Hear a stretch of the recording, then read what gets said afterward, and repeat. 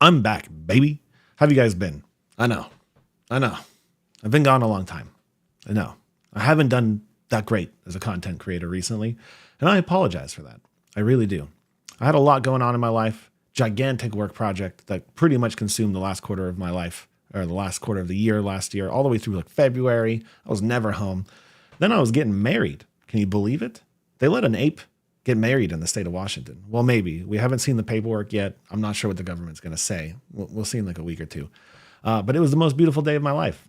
There's now a Miss Savage running around, right? She's too sick to be in the video today, but she'll stop by a couple times. You've seen her before. Yeah. Beautiful lady. Incredible. Some bachelor parties, bachelor planning the wedding, all that kind of stuff, right? And then immediately after that, I'm here.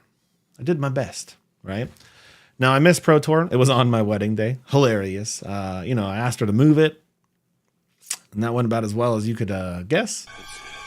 Ooh. Oh. So yeah, I had to miss Pro Tour, but that's okay. I had a better day than you guys, maybe, unless you won. But we're back, and now we need to talk about playing Rhinar for ProQuest season, playing Brutes in general for ProQuest season, and gearing up for Nationals. Because I don't know if you guys saw, it's a pretty good time to be a Brute. It's a pretty good time, right? And you probably watched Pro Tour, right? That was incredible. What an incredible display of players and technology. Ethan killed it, right? The backup camera was incredible. Look how pristine the image quality was of that player's table, right? You could see the little flecks on the cards. So Savage Feats is continuing to get better, and we have some cool stuff coming up, right? Something I'm hoping to release at the end of May, some back-end stuff. So can't wait to show you guys. We're getting better and better. Ethan's currently in Phuket right now, so make sure you watch that. It's going to be an incredible display. Also, what a beautiful resort that those people are playing at. And as far as Savage Lands news goes, even in my total absence, my neglect as a parental figure, the Savage Lands News Discord has exploded. We're at over 500 members right now. I think last time I checked, 530 something. And even though we have a hater out there, somebody who's been raiding the server, I have an army of executioner apes in the Discord now, manning that thing 24/7, blocking those guys, up the security levels. It's kind of annoying. Even though we have a hater, we're growing, and our community stays strong, which I'm so thankful for. So I'm going to be doing a giveaway, okay? That giveaway will take place in Discord. I'll be giving away some playmats and maybe some Brute shinies because I think I have the largest Brute collection in the world at this point. It's getting pretty close. I think I'm very close to 100%. We're getting there. So I'll be giving away some Brute shinies, some playmats, and just as a general thank you to you guys for supporting me, even though I've been gone for a little bit. So Savage Lands news update, Savage Feats update, covered that real quick. There's a giveaway. Click the little join button in the description below to join the SLN Discord. Some of the best players in the world, Brute players in the world, are in there, right? Some big names, some heavy hitters, if you would, right? And they answer questions. They're really cool people. I answer questions all the time. Go in there and meet your fellow apes. And with that, it's time to jump into being a Brute, where we are right now in the meta. And I'll share my lists. So thankfully for me, Chandler, another one of the best Brute players in the world, incredible human being. I needed a Rhinar list for that RTN weekend, and I didn't have one, right? I hadn't played. He let me borrow his list, and I walked into that place with no practice and crushed him. Got my top 4. Unfortunately, I lost to Levia, Dylan Mangini, really good player. Lost in the top 4, but I got that RTN invite, so we're gearing up for Nats. And I feel great about it because why practice at all when you can just play Rhinar good? Like why? Why even practice at all? So with that, I'll share, Chandler's list with you guys. I'll talk about the 2 lists that have done really well with Rhinar. We'll talk about Kayo for a little bit in Levia. And then I'll show you the direction I'm currently heading, which is, very close, but a little bit different from both of the 2 paths we saw open up with Clay's list and like Pablo Pintor's and Chandler's list, right? I'm a little bit more in the middle right now, but let's dive into it. Let's dive into it. So first things first, we got Pro Tour Los Angeles, right? So we have a Dromai. Most important thing, actually, Dromai winning this event is really important for the state of the meta because Dromai is now basically guaranteed to be living legend, right? And so it's a good and a bad thing, I think. I think Dromai had very polarizing matchups, much like old Prism does. Honestly, new Prism's terrifying. I don't know if you guys have played that too much, but geez. But anyways, Dromai was keeping a lot of interesting decks down because there are quite a few decks in this game, just like there always have, that can't deal with allies, right? It's a very polarizing class, Illusionist, typically. And they're very hard to deal with unless you can generate action points. Prism was even worse because you had to literally generate action points, not just go again. But Dromai, you still had to generate quite a bit of go again. And so it feasted on quite a few classes that just didn't have that ability to deal with the dragons, right? A very defensive, very ally-focused deck. Essentially had like 500 health because you had to kill all those dragons, right? Unless you could pop them. That means that she will be gone, most likely the first week of ProQuest season. Now, historically, Dromai has been a pretty good matchup for most brutes, right?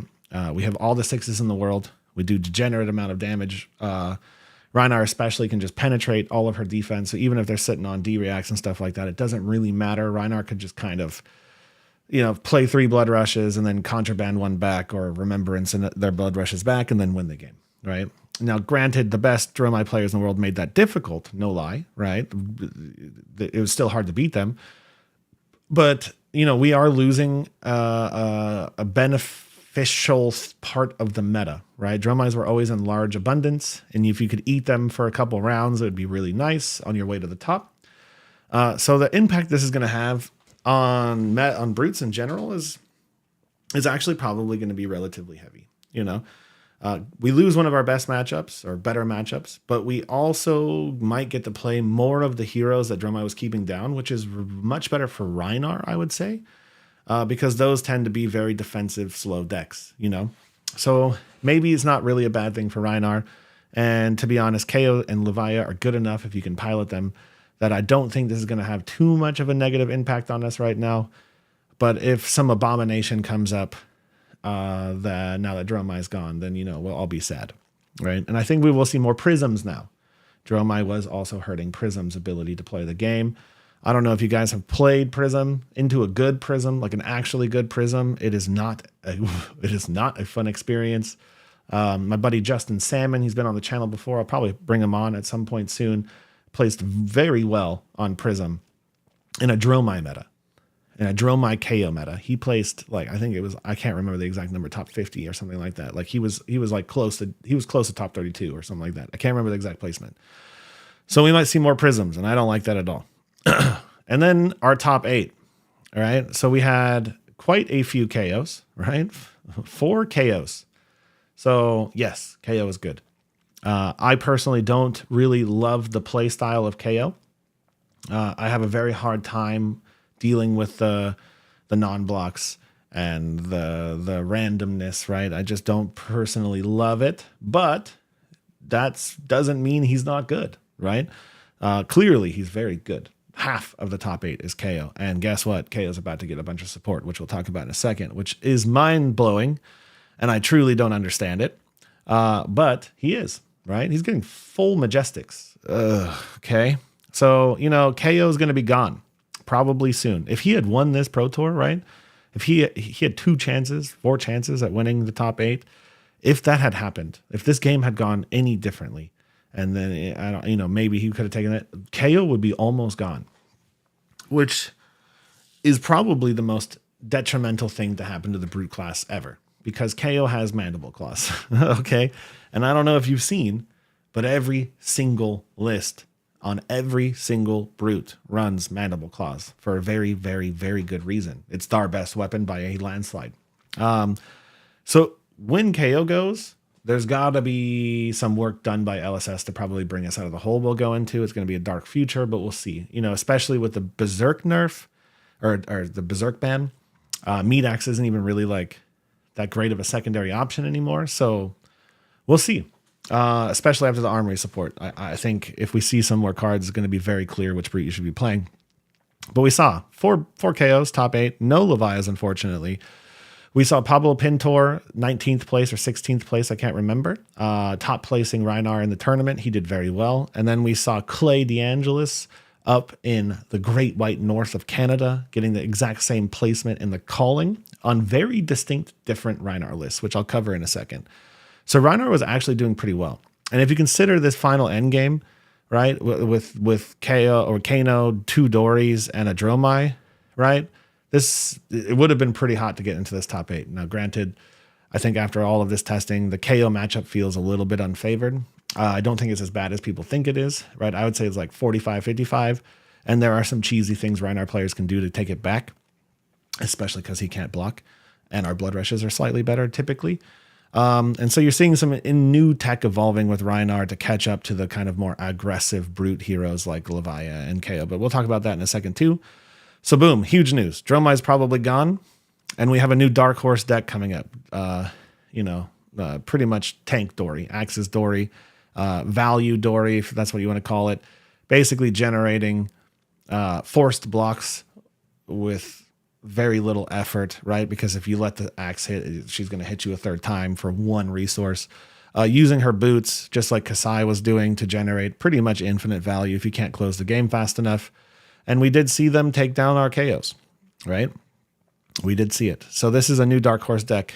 I think Rhinar and Levia are actually weirdly better into the Axis Dory than KO is.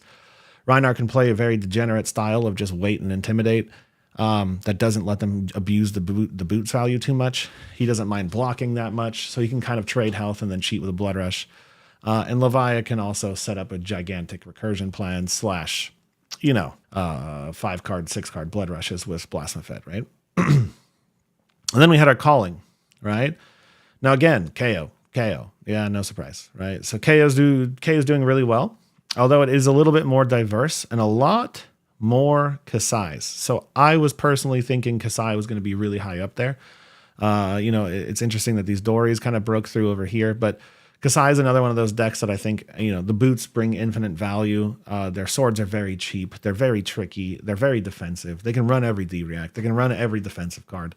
And they can still threaten you with a massive turn at the end of the game with blood in her hands and stuff like that.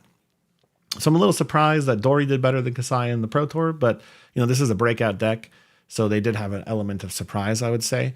But I'm not surprised to see a Kasai do very well in the calling. Okay, Kasai is a problem for brutes, in my opinion. Maybe Levia maybe a little bit less because of the armor, but she is a value machine that does pretty much equate to the opposite of KO, where she is a defensive value machine that attacks very efficiently, and KO is an aggressive value machine. So I can see why this Kasai was running through the KOs, right? Because KO can't block at the end of the day. So yeah, really interesting. We're seeing a Boots Warrior meta emerging, in my opinion. I think Boots Warriors are very annoying. I think they're very powerful. But KO clearly has the juice to be consistent at the highest level of play. All right. So really cool to watch. Now, KO being that good, let's talk about what's about to happen to KO. It's terrible. So in a very, very interesting decision by LSS, they are releasing a KO support armory deck, right? Now, at first I kind of thought these armory decks were going to be purely like an introductory tool, right? We all know what happened with Rhinar versus Dory. It's not everybody's favorite set to ever come out. It is very annoying that those Majestics only come in a one-of in a very expensive box full of stuff I don't want, right?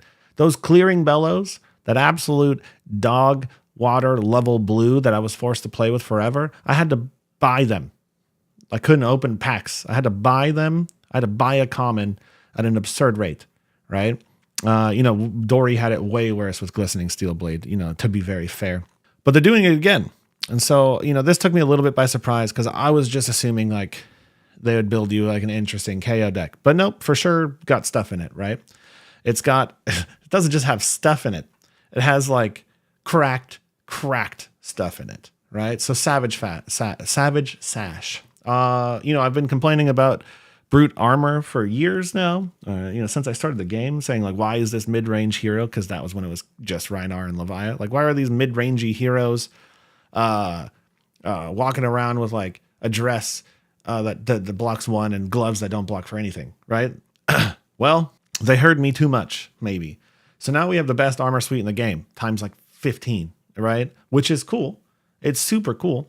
But now we have a 3-block chest. So we're officially a refrigerator class, which is wild what has happened in the last year to make brutes one of the weakest armor classes in the game to one of the highest armor classes in the game. And each one of our armor, for some reason, comes with infinite value, right? Now, Savage Sash, at a first glance, is clearly made for Kayo, right? Because he is the only class, Levi can do it, don't get me wrong. So basically what it does is you destroy this, and attack action cards with 6 or more power cost you 1 less to play this turn. Go again, right? Now, for Rhinar, that doesn't mean anything, right? It's basically a tunic you can use once that blocks 2, which is something to think about. Okay, it doesn't mean it's bad for Rhinar. It just means it's different. Just like when we got our new fancy gloves and we lived in a world where rolling scabs every turn isn't as fun as it used to be, we've adapted. So maybe this will go into like a really turtly Rhinar that's going to play with Intimidate. I could see that. However, Rhinar really, really loves Fendal Spring Tunic. It fits our math curve very well. Blood Rushes with 2 claws are very expensive. And D-Gen Rhinar just isn't as good as D-Gen Kayo, right? So immediately, I think this puts Kayo up another level, right? Kayo did use Tunic, and he does kind of have similar resource curves. But to be honest, Kayo would really love to have 2 more health and then 1 gigantic, massive agility, pulping wild ride turn, right? So buff to Kayo. I don't think it's a buff to Levia at all. And I think it is a 50-50 on Rhinar. So Kayo's getting better, and Kayo is already the best performing brute. Then here in the background is this card. This is a blue 1 cost 5, block 3. So Kayo now has access to a blue that turns into a 6 because of his hero ability, and cost 1, right? Or 0. I guess it doesn't buff this one, but 1, right? So now Kayo has this weird, super flexible blue that discards as a 6, can be played for 1 at the end of a pulping or a wild ride. So it's a playable blue from your arsenal. And it can turn into a 3 card 11, generating a might token in like a bad scenario, right? Or it could just be an extra card that you had 2 sources of go again, and you play a claw, and then you just like tunic it off for 5, right? Crazy. Another flexible card. And then I was like, okay, so they must be showing the goods. They must be really just showing the goods to sell this thing, right? There's no way there's better cards in here, right? There's no way there's going to be more Majestics. There's no way they're going to push KO that hard. Just kidding. They are, right? Oh, so ugly. I'm sorry. But this is the best screen I've got so far. Strength rules all. It's a Majestic. When this hits a hero, turn a card in their arsenal face up. Then banish an attack action card in their arsenal with power less than the damage dealt this way. So it's like they're just giving brutes CNCs for days. Now, of course, this is way less flexible than your standard CNC. However, it does say brute on it. However, it does say 2 cost on it. What does that mean? Well, that means this fits Blood Rush curves, which is cool, right? This is actually like a Blood Rush curve arsenal hate card.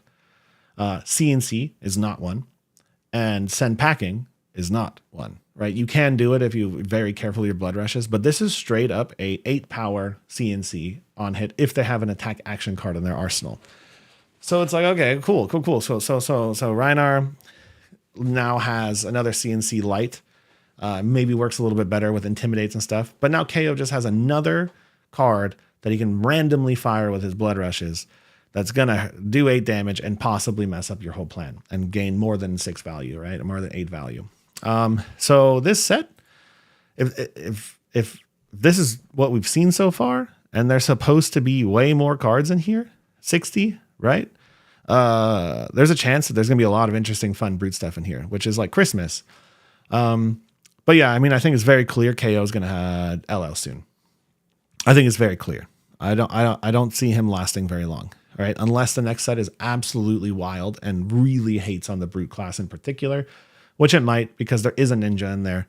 Illusionists typically aren't that great into us, but that has never stopped dragons and prisms before. And then assassins are pretty difficult to deal with if you don't block.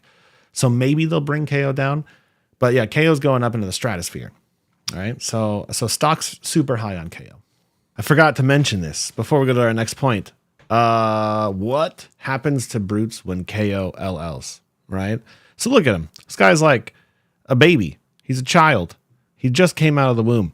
And he's at 200 LL points. And he very, very very narrowly avoided a bunch more this last Pro Tour, right? He was very high in both the calling and the Pro Tour.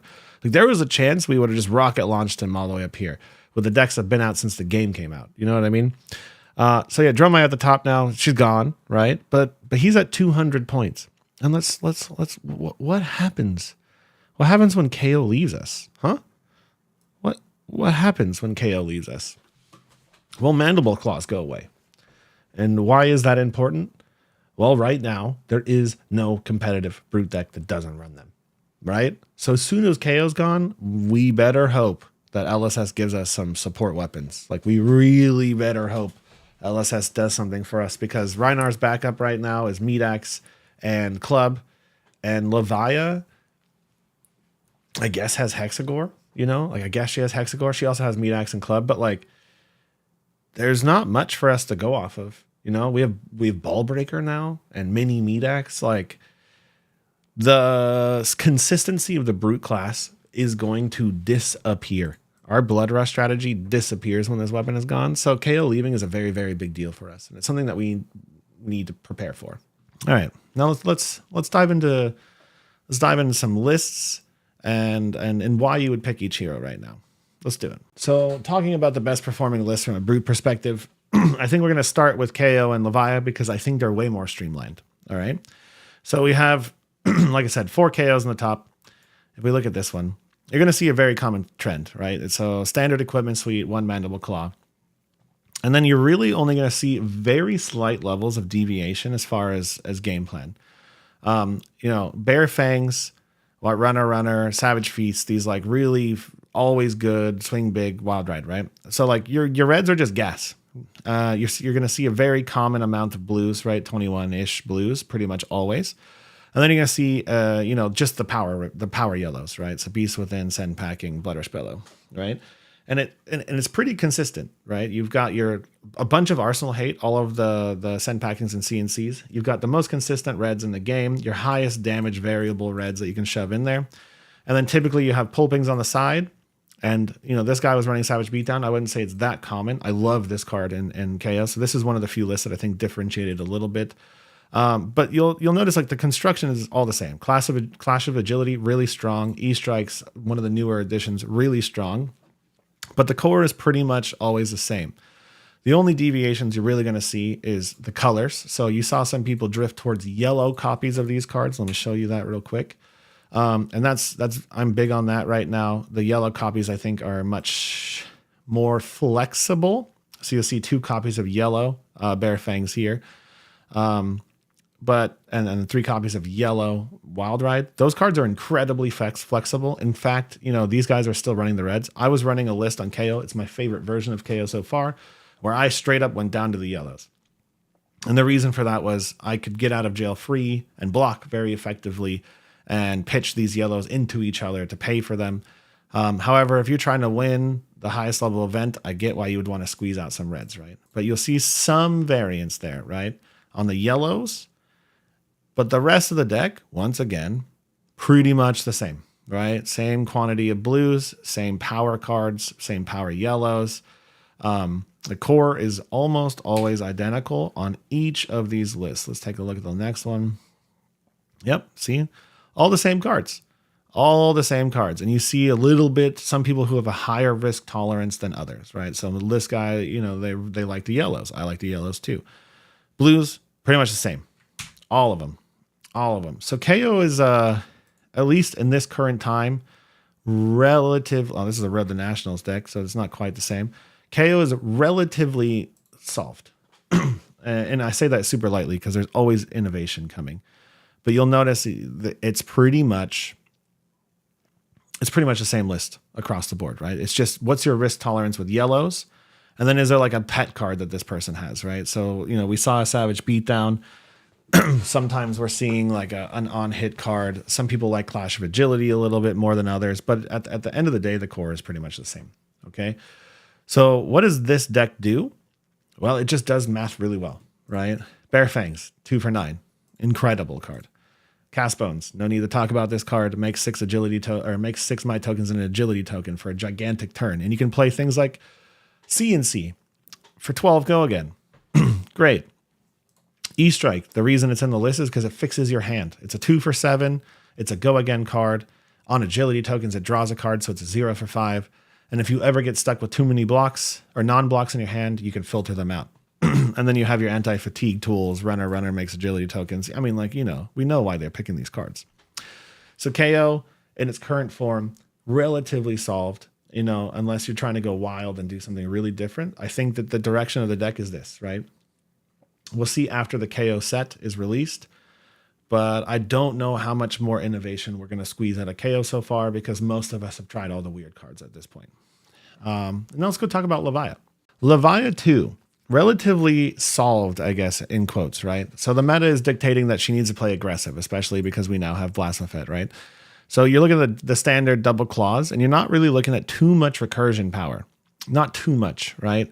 Now, Ethan, being the mad genius he is, who's pretty much only played Levia and a little bit of Rhinar his entire life, you'll see that he really has a lot of perfection in his list, a lot of 2-ofs, a lot of 1-ofs, right? So, Ethan's lists are always going to be a little different than everybody else's, I think, just because of how much he plays that hero and how much he knows what the sideboard strategy is for every single match, every single detail. He even knows what the sideboard in against particular people at this point, right? But relatively solved. And the reason for that is because of her hero ability, right? You need to play these powerful cards. You need to play your Dread Screamers, your Boneyard Marauders, your Endless Maws to make her better than the other brutes, your Shadow Peds. But all of these cards say Blood Debt on them, right? So at the end of the day, your flexibility with deck building is a little bit more restrained with Levia because of Blood Debt, right? You can't just choose to go 100% defense in one match and 100% aggression in another, because if you do that, you'll die, right? Of course, there's Turtle Levia and all that stuff, but we're not talking about those decks. We're talking about the good ones, right? So Ethan's got this stuff down to a T, right? And I would copy his list. He just won the 20K on it. The list you saw doing decently well in Pro Tour and in the Calling were very similar to this list. He's got this down to a science. If you really want to understand the ins and outs of Levia, you know where to go, dude. Go to Ethan's channel and watch his content. But even with all these 1-ofs, if we take a look at another list, right? So here's just another example, Nicholas Chang's Road to Nationals first place list. You'll notice the equipment's exactly the same. The core cards, pretty much the same. He has a slight differentiation on Ghostly Visit there, one of those. He has 1 less Fate Foreseen, and still very similar amounts of 1-ofs, 1 less Sigil of Solace, right? But he's playing all of the same cards Ethan is. Pretty much. And the reason for that is because Levia's kit requires you to do so if you want to play this version of Levia, which is the aggressive claws Blasphemous flip. If you are an up-and-coming Levia player, be warned, she is probably one of the most complex heroes in the game, mostly because of how far into the future you have to think about, right? Because this is the only hero in Flesh and Blood, in my opinion, that where you play it, you can die from yourself, right? You can straight up lose a game in one turn, one action, right? And sometimes the deck kills itself too, which is another negative of Levia. You have your Blood Debt. I mean, it got a little easier, obviously, with Levia Redeemed and Blasphemous. Got a little bit easier not to implode, but there still is a chance that your opponent pushes you past Blasphemous range with a pummel or whatever, some weird on-hit, some crazy turn, and then you draw 2 Sink Belows, a Sigil of Solace, and a Shadow Pede. And you're like, well, okay, I'll take 11, and I'll die. All right, so if you're interested in Levia, I think from a skill perspective, her skill ceiling is very high. Her player expression is very high, and her effectiveness in the meta right now is very good, right? I would say it's on par with KO. I would say it might be better than KO if played perfectly and the deck gets along with you a little bit. However, you're running the risk of just probably losing a game or two from fatigue and or because the deck told you you're going to die today. Yeah, that's playing Levia. It's playing brutes, except for now Kayo. We're living a better world than we used to.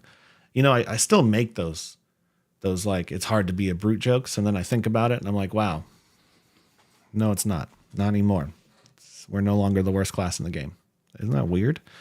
Okay, now let's go to Rhinar, which I'll talk about a little bit more because I think Rhinar is a little bit further away from being solved. So the meat and potatoes, right? Let's talk about Rhinar. Of course, I'm going to talk about him a little bit longer than the other brutes right now because that's where I'm currently invested in. You know, and the KO is, I think, speaking for itself right now. And like I said, Levia is a little bit more solved also. So I'm going to talk about this first version. This is the deck I took to RTN. Okay, I never talked about this list because Chandler let me borrow it. And I wasn't explicitly sure if I could share the list or not because he was working on it, toying with it. And he was just helping me out as the most amazing human being he was. I went to my RTN weekend. I had 1 weekend to play before my wedding. I went in with KO because I had a list that was very close in my brewing before any of the big lists came out. That ended up being very close to what Yuki Lee Bender played. And I'd been playing that online, just being a degenerate and enjoying it, right? So I was like, okay, I'm on to something. So I took that on Saturday and I scrubbed out and went home. And I just got mad because I swear everything went wrong when it shouldn't have gone wrong. Like, you know, drawing all my non-blocks in one hand, like hitting my cast bones for freaking 2 or 3 on one of my turns, which I just didn't even think was possible, right? Given how little non-6s I ran.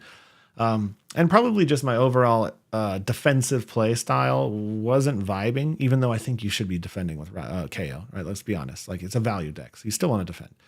So went to my boy, Chandler, and I was like, please, dude, I have 1 day. Can you give me whatever brew you're on right now? And I'm just going to bring it to my RTN tomorrow. And he said, yeah, let me borrow it. And I got, like I said, top 4. Okay. And I was number 1 seed going in the top 8, right? So kicking ass, taking names, doing a great job. So this is the list I took. Very, very, very pretty much exactly what he gave me at the time, except for I made some slight changes. I liked Hold the Line because I knew KO was going to be a problem. Okay. I like That All You Got because I thought there was going to be a lot of Kasai's and because I heard about the testing from my friends. But pretty much it's a full rainbow barraging package with Alpha Rampage, Show No Mercy Pack Hunt, right? And Smash Instincts as your reds. So yellow Intimidate cards. Basically anything that says Intimidate on it is slapped into this list. Sand Sketch Plan too, right? So sideboard, I think he had more unmovable, some other D-Racks and like not Hold the Line at the time. But I wanted to tech into KO and I wanted to tech into Kasai and I figured 1 Ninja or 2 in my area would be annoying. So this is what I brought. And you'll see it is super close to what Pablo Pintor ended up on, which is crazy. So Chandler was ahead of the curve, in my opinion, or right there with Pablo, right? This deck has some very significant pros. The pro being that your opponent basically is at 18 less life than they should be when they start the game. Your turn 1 turns, if they let you go first, are very explosive. They can be very, very detrimental, right? With this many Intimidate cards, there's a very high chance you're going to do quite a bit of damage on turn 1. And that's not even the 18 health I'm talking about. The 18 health I'm talking about is the fact that when you do a Blood Rush with this many Barragings and Intimidate cards in your deck, you're going to leak a lot, right? So in my experience, I ran through my opponents, played just about one of everything, a Levia, a Kasai, a Dash, a Ninja, KO, I pretty much ran the gambit and a Dromai, right? And I killed my opponents pretty much every game from 11 minimum. That is the core strategy of this deck. It is to cheat damage. My win, well, I was already in, but one of my final games was against a Dromai player at 21 health. 21. I killed him from 21 on a Blood Rush. It was barraging, Blood Rush Bellows, into Beast Within, into Claw, into Send Packing, right? So they died at 21, I believe is exactly what my turn was. Weaknesses of this deck compared to your standard Rhinar list is that because of the non-6 quantities you have in here, which is a lot of them, your Blood Rushes are more inconsistent than normal. Right, you get all these barragings that end up in your hand. It can be very difficult if the game doesn't feel nice to you, if your deck doesn't feel nice to you, We end up having 2-3 non-attacks a hand and this Blood Rush Bellows that you can't get rid of. And you really don't want to pitch it because you know it's your win con. So that can be one of the problems. The other problem is it is using the old math, right? So 3, 6, 9, 12. You know, you can have a little bit less on the yellows. And you'll see this list is actually 15, sorry. And then it's pretty low on blues too. I like to play on low blue Rhinar. That's how I grew up in this game. So you're just not very consistent on blood rushes. But you make up for that for the fact that you're going to do 20 damage to your opponent that they can't play with. And Show No Mercy is absolutely cracked. Another weakness is that you don't have that many 6s. So my Dromai game was much more uncomfortable than normal. Much more uncomfortable than normal. There was like a few turns where I could not deal with a Chromai. You know, like a Chromai came out and I was like, cool, you know, I'm taking 20 damage here, right? So that's what I would say the weaknesses are. Sideboard strategy, I didn't have one, right? I never put Fate Foreseen, Unmovable, Remembrance into my deck at all. I never did it once. I had basically these slots didn't exist for me. And I would swap Hold the Line in for Sand Sketch Plan if it was a class that draws 2 cards, like Levia, like Kayo, like Katsu, right? And then this one Reckless Swing, I honestly think I just swapped it in for a Sand Sketch Plan at one point because I missed it in one of the games where I didn't have it. And I was like, wow, I really wish I would have had that card. I had to get clever. Chandler, ask him. He has a new copy of this list out in the wild. And he probably had a sideboard guide, but I didn't because I didn't have any time. Next list, Pablo Pintor's Pro Tour LA list. You'll see very similar armor equipment suite. The only difference is Chandler was rocking gloves. Chest piece, null rune instead of gloves, and that's because it's cool to roll against Kayo all the time, and Kayo was running amok during RTN season. But you'll see the same concept here. Lots of barraging beatdowns. He's also trying to treat and damage. One less Alpha Rampage. Massacre, which I think is a very good card that I'm toying with right now. And then he was also full on Intimidate. So he even had those Rawhide Rumbles in there. This card is cool because you don't have to do the beat chest mechanic. So you can just end a Blood Rush with this. It is a clean Blood Rush ender. And then if you have an extra card, you can just double Intimidate, right?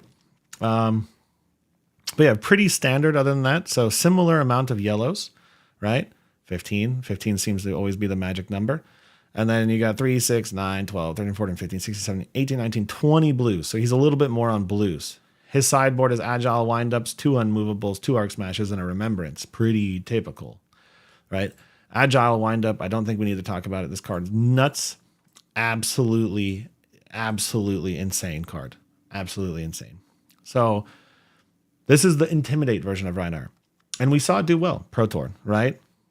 However, I don't know exactly how many games in CC Pablo. I don't know what Pablo's ending CC record was. I don't know for sure. So, Pablo's coming on the channel next week, so I'll ask him. All right. And then we had Clay. So the highest Clay up in Canada, the highest placing Rhinar in the calling at Pro Tour. Okay. Now you're going to see this is a very different list than what you've seen Clay run in the past. It's also a very different list than the Intimidate list because it doesn't run barragings, right? It only has three blue barragings. So this is a different beast. Okay. So the core deck is very brute. All right. Pack Hunt, Runner, which we'll talk about in a second. Savage Feast, which was the single card I missed the most playing the all Intimidate list.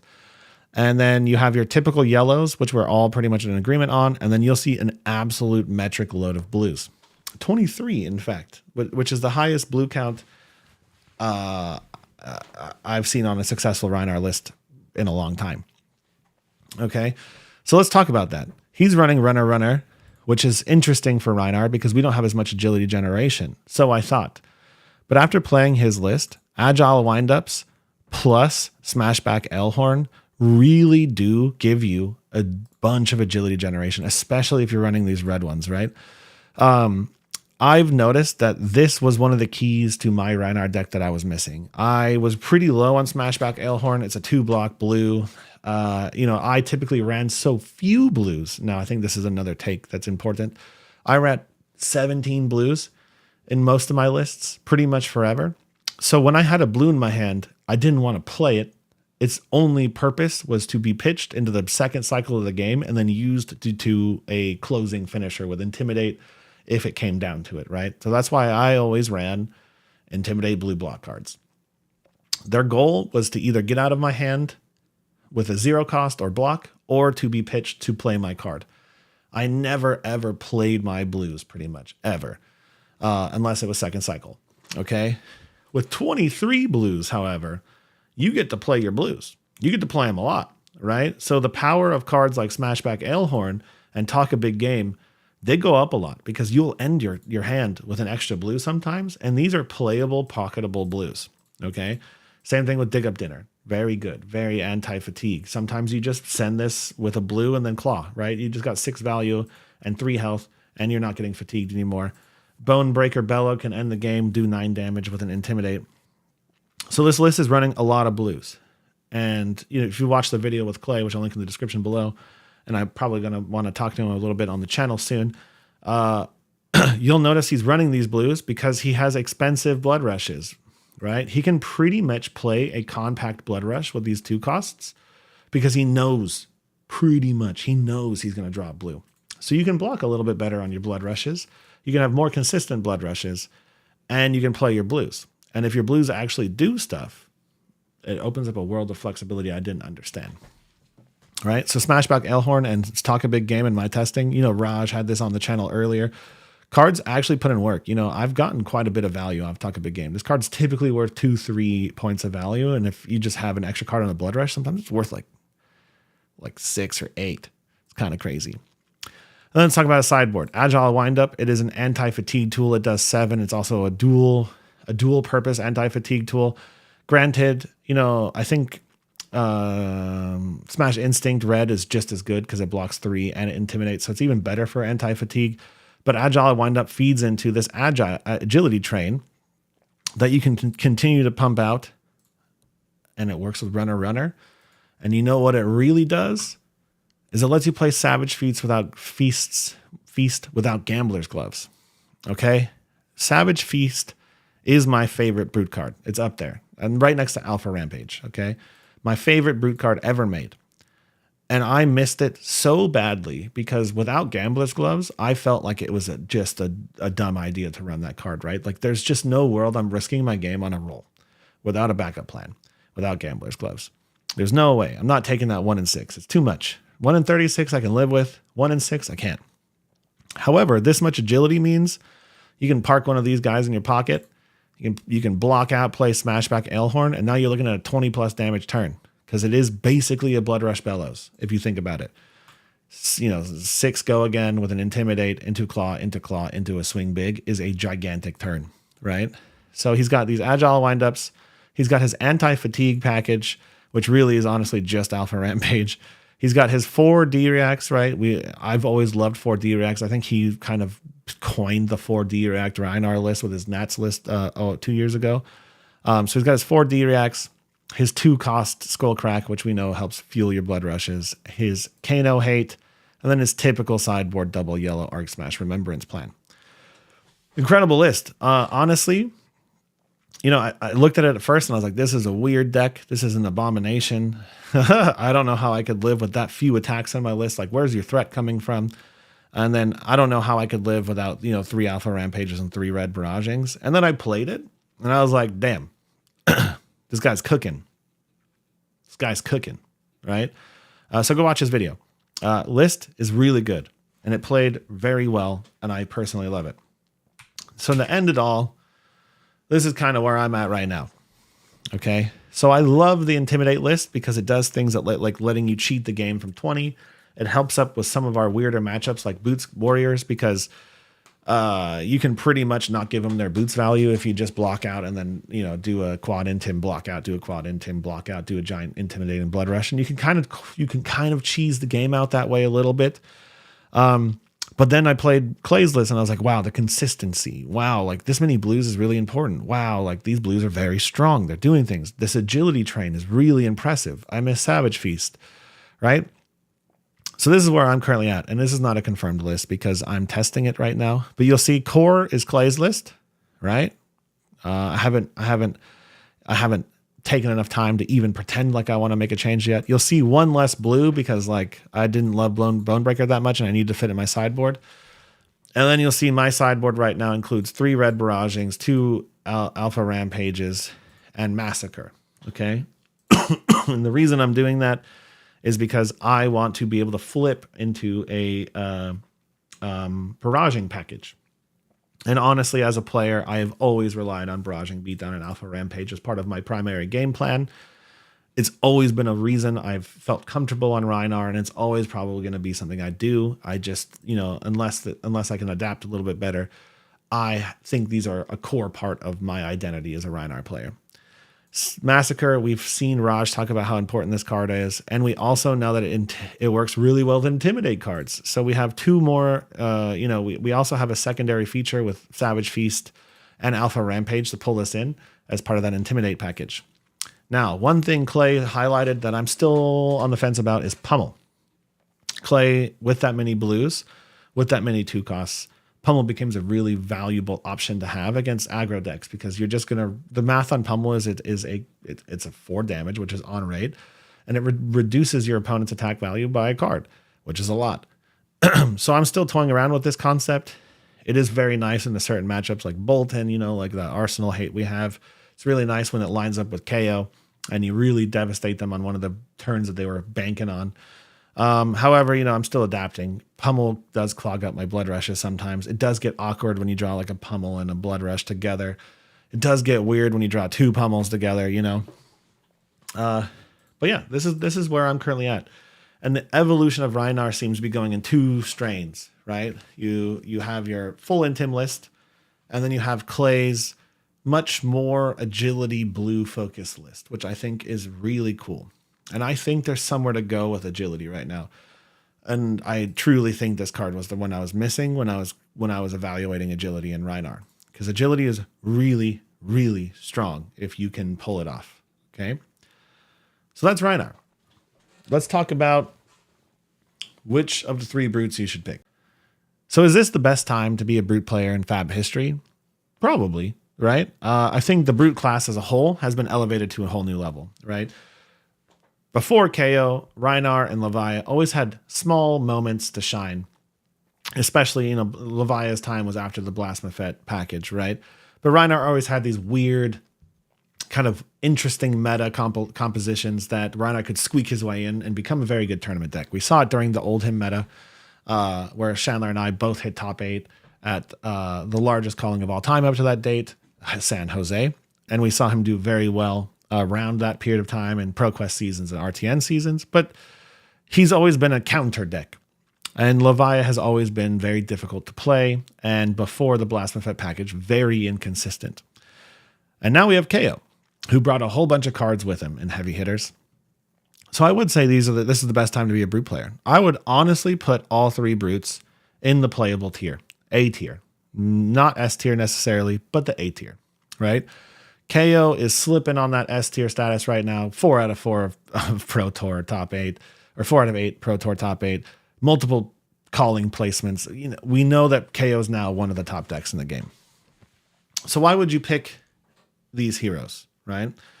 KO right now is probably the epitome of a value aggro deck, right? So if you enjoy playing an aggro deck, this is probably the one for you right now. He has very efficient turns. He has very reliable damage. He has very above rate explosive things he can do. He is proven to be consistent enough, even with the non-blocks and the draw discard cards, to be a tournament level deck for you to play. And he is also, in my opinion, no offense to you KO players, the easiest brute to play by a landslide, right? The deck kind of does what it needs to do. Typically, when you play a good aggro deck, you should be blocking. Definitely. I'm not saying good KO players don't block, but your cards typically tell you what to do very transparently. This card does a lot of damage. Play it. This card isn't very useful right now. Block with it. And because of the math on his blood rush turns being so much smaller, he just has a simpler game plan, right? And a lot of intrinsic go again means that he can draw into turns where he knows that this is the turn to pop. Granted, there are some things to do to be a better KO player. Learning how to block efficiently, learning when to block is really important on KO. Understanding how to play cast bones effectively understanding his one defensive instant tool and when to use it and when not to use it is really important, and maximizing value. Because a lot of the downfall of bad KO players and non-tournament level KO players is that they see a lot of damage in their hand and they bet that they're going to draw well off that draw discard, you know? So finding the true value of your cards, the cards that are actually overrate, is how you would play KO effectively. But right now, KO is the premier brute, I would say. And he's the aggro one. He's the most aggressive one. He's the highest damage, probably, unless, Levia is in Blasphemous form. And he's just kind of the easiest one. His lines make sense. So I would bring KO if you're a brute player who wants to try and do well in tournaments. Okay? Levia. So very much on the same breath of KO. When she was released, she was the aggressive brute.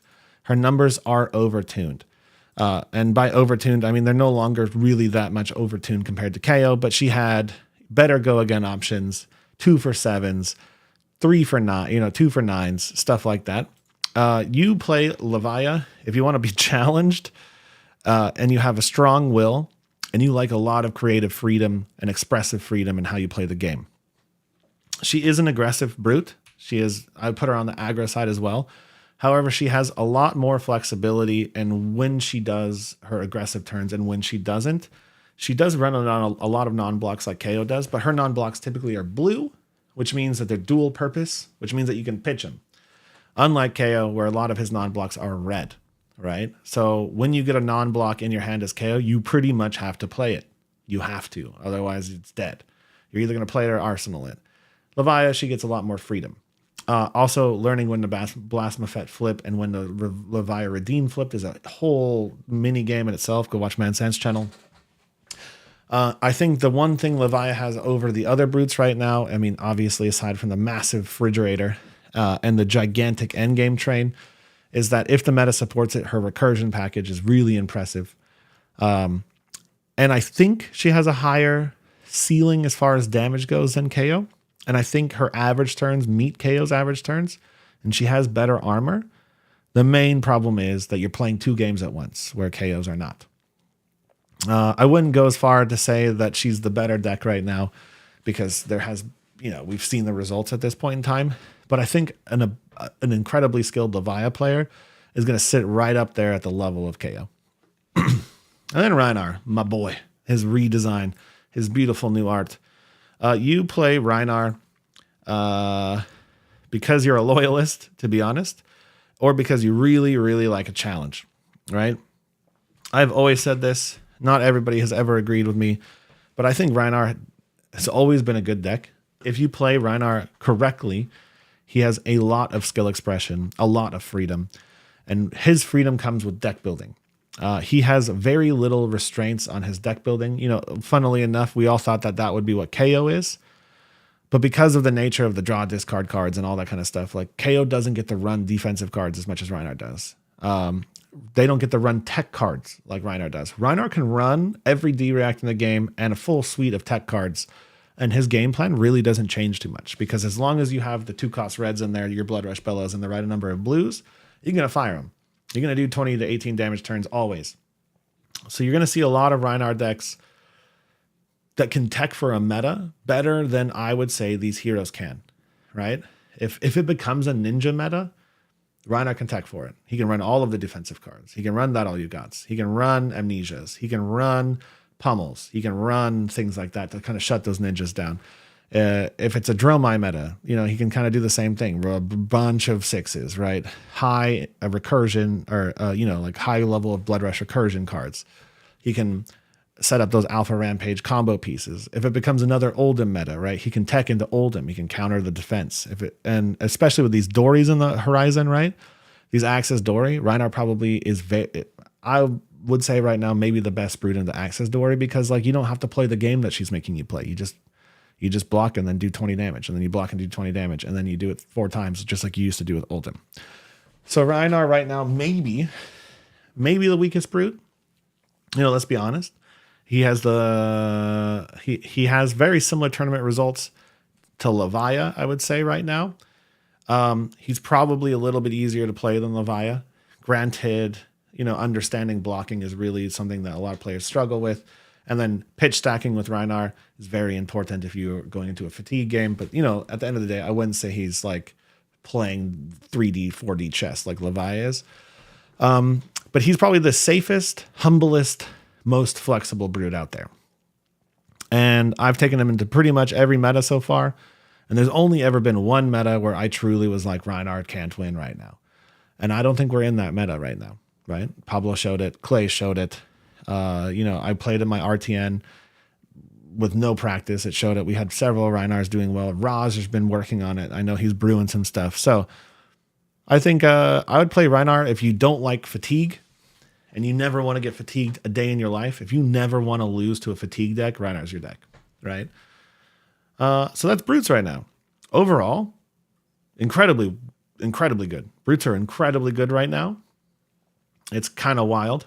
We have even more cards coming, which is ridiculous to talk about. And the next set is Assassins, which brutes are pretty okay into. Illusionists, which brutes are good into. And then Ninja, which is the one I'm concerned about. Because historically, we didn't love them ninjas. So I think we're going to be pretty strong through Mistveil too. Because, who knows what this guy's going to do yet. We'll see. All right, thank you guys for watching. I'll be making a lot more content. Pablo Pintor videos coming next. Thank you for supporting the channel. Join the Discord if you want to see the giveaway. See you guys later.